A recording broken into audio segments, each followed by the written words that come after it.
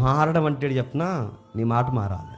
చాలా మందితో మాట్లాడుతున్నప్పుడు చాలా మంది ఏమంటారంటే, ఏంటి ఏంటి నువ్వు కూడా మా చెప్తా, మాకు చెప్పేస్తావు నువ్వు కూడా. ఈ టైప్ యాటిట్యూడ్ ఉంటుంది చూసావా, అది మారాలి. నీ మాట పడిన తత్వం అని చూసారా, అది మారాలి.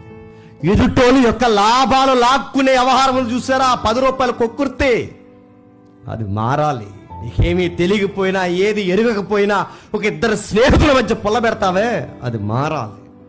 పచ్చని కాపురాల్లో చిచ్చుబట్టే మాటలు మాట్లాడతావే, అది మారాలి. నీ స్వనీతి మారాలి. ఏం చేసినా ఏమన్నా నువ్వే రైట్ అన్నట్టు మాట్లాడతావు చూసావా, అది మారాలి.